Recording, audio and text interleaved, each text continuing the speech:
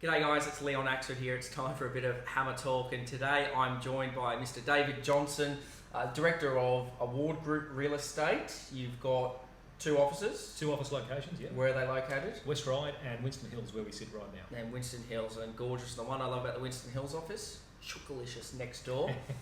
I mean, we should be getting them to sponsor this for us today. Absolutely. David, I always like to look back a little bit. Tell me a little bit about your background. How long have you been doing it? 19 years this year, from an office in West Ryde. 3 years later, we bought the existing agency, or the rent roll, the property management side of it, and built it into what it is today. Straight out of high school in 2002, into doing what I'm doing, which was just a sales role. At the time I was doing the typical signs, letterbox drops, door knocks, all of that sort of stuff, building a brand for the team that was, and we're here today. So full family business, full circle. Yep. I'm interested to know, why do you utilise auction so much?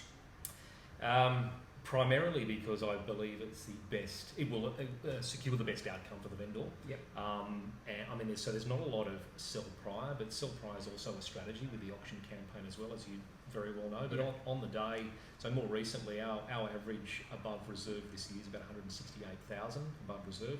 So the market's pretty strong at the moment. In terms of answering your question, why do we utilise auction? Best interest of our vendor for the right property and right market. Okay. Yeah. And you operate in two different marketplaces. So we talked about, we're here at Winston Hills, but you've also got the West Ryde. Do you find the marketplaces vastly different, or have you seen that over time? Yes, but funnily enough, there's a bit of crossover. So in the Winston Hills and the Hills pocket, we've got a lot of people who sort of upsize, can't afford to buy a house or something a bit larger in that Ryde marketplace, so they tend to come over into the Hills, and Winston Hills is a good entry pocket. Yep. When you compare it to Castle Hill, Balcombe Hills, etc. So we were finding a lot of people we were selling apartments, townhouses, villas, etc. People in that Ryde market, they were shifting over and upsizing into the Hills. Yep. An opportunity came up to buy the premises in 16, and we took it on. Yeah, wow. So, but yes, from an auction perspective, yep, both strong auction areas. Have they both always been that way? Not always. Yep. Auction in my 19 years of real estate has become a lot more prominent in the last 8 to 10 years. Yep. Prior to that, don't get me wrong, we were doing auction, but the market's changed a lot, and that comes with technology as well. Yep. Available information, all of that sort of stuff. Everything's at your fingertips these days. You mentioned selling prior. Do you know what your sell prior rate is? It's minimal. So this year we've had 2 sell prior to auction. Yep. Only 2 of everything that's been marketed for auction. I'd say probably about a 60% auction versus private treaty. Yep. And of that 60% auction, only 2 this year have sold prior, and that's because it was the best outcome for the vendor. Yep. How do you handle the offer that's come in? Are you searching for an offer, or is it one that's just come in a long way from everyone? It really depends. So this year, as far as searching for an offer is concerned, we look at who the market is, what sort of interest we've been able to generate, competition, etc., and how we can work that to the vendor's advantage. But if you've got the numbers, people coming through the front door, you obviously go all the way to auction. But if we got someone talking this price and everyone else is here, then that's a good pre-auction scenario. But sorry. How deep into a campaign do you make that decision? Generally speaking, week 3 of 4. Yep. Okay. Yeah, any earlier than that is way too early to make that call. And in my opinion, the agent's not working in the interest of the seller. Yep.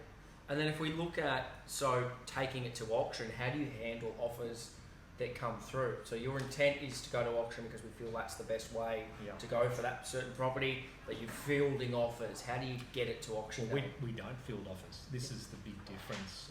This is a big difference between us and I think other agents, and I have this discussion with my vendors up front, is that if we're marketing for auction, the intention is to go to auction.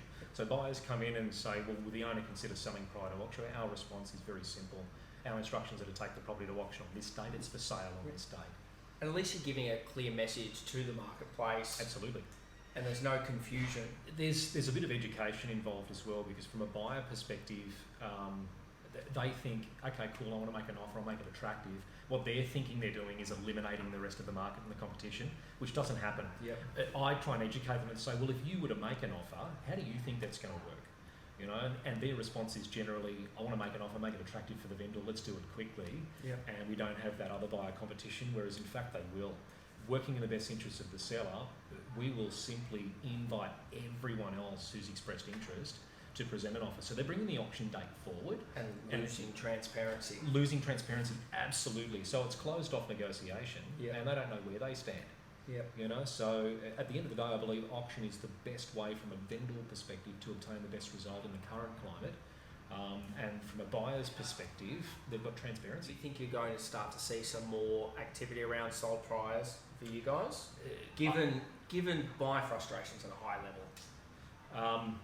That really depends. I've got one at the moment that went under contract, direct neighbour of a property we sold 2 weeks ago at auction. And we just connected with all 31 registered parties from that auction, all 30 left over registered buyers, and gave them an opportunity to do something prior to market and auction, created some generous competition out of that. So that sort of thing will possibly be a way forward, depending on results. And I mean, I had a call this morning from one that I've got going to auction in 2 weeks, from a local who's looking at making that move, but do we put it to market? What do we do? Well, you've got the buyers. Let's see what we can come up with. In answer to your question, I don't know where it's headed. Talk of the industry is that, you know, with the government incentives and everything sort of coming to completion, you know, RBA is sort of coming out and trying to soften the real estate market. Those buyers who have been frustrated for 6 to 12 months are still frustrated. They're still missing out. They want that opportunity to buy, but the new buyers I'm finding are a little bit more cautious. Okay. All right, that's what I'm sort of experiencing. And by the way, this is only the last week. It's changing. Absolutely. Daily. Correct.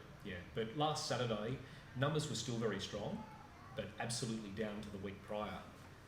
And we had 3 new listings hit the market for Saturday. So it's very interesting to see how the media can influence all of that as well. It's interesting. So there's anecdotal conversations that I've heard with buyers that are coming through property, and they're just almost saying to the agent, look, this is before the opening, if we come through, we've missed out on several, if we come through and we like it, we're going to make an offer. And it seems that, and I can understand it, you know, it gets pretty tired missing out on property 3-4 times, and regardless of whether it's an auction or whether it's a private treaty, that's going to start to weigh on people that frankly just want to buy a house. Absolutely. Well, an auction I had in November last year sold for 1,385, well over reserve price at the time. And one of the underbidders, not the underbidder, but one of the underbidders just come up to them and said, that's crazy. You know, absolutely crazy. Here's your bidder's card back. In pure frustration, not with us, but with the market at the time. Spoke to him last week, still in the market, still looking to buy, where that same property is now looking 1.5 to 1.6. He's had to adjust his position in the market because he's starting to become priced out. Exactly. How do you handle the conversation with an owner when you talk about different strategy, whether you go fixed price or private treaty or whether you go auction? So in answer to that, if the question is asked, I look at the property, look at the market, who I'm dealing with, who I think of those current buyers I'm working with that it's going to suit, and how that strategy will work at the best outcome for our seller, and then give them my thoughts and recommendation. But there are really 3 key strategies here. Auction as a strategy to sell prior. But again, you're not making that decision really until week 3, or the end of week 3, with a 28-day campaign. And on that note, I've got a couple coming on that are going to be a 21-day campaign. You know, bring it forward, and that all comes to getting out of Easter time frame, school holiday period, Anzac Day. You know, so we're working with those sort of time restraints as well.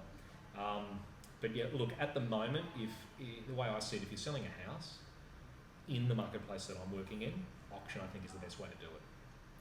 How long are your campaigns? I know you just touched on you've got a few 21 days. Do you typically go in with a set, or is it property and owner specific?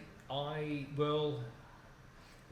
look at the calendar first. So school holiday periods, Easter weekend, any public holidays, all of that sort of stuff are all hindrances from our perspective in terms of maximising buyer interest. And it's the first 2 weeks of the campaign that's the crucial section of any 4-week campaign, assuming it is a 4-week campaign. But let's talk auction. You know, have a talk today. Appreciate it. But from the auction perspective, everything that I've done this year has been a 28-day campaign, or that fourth Saturday auction. Yep. But I like to launch my properties early the week of the first inspection, so the Monday, Tuesday, giving us time to generate the buyer interest, the database, connect with everyone, force those leads and inquiries into the office, have an opportunity to build some rapport with those buyers before our first property launch inspection. Yep. So that way I'm pretty much, someone turns up, here's my name, oh cool, I spoke to you on Tuesday, and there's a bit of an icebreaker there. It's interesting because I get the question often of how long a campaign should be, and my response has always been, well, there's no set, it has to be X amount of days.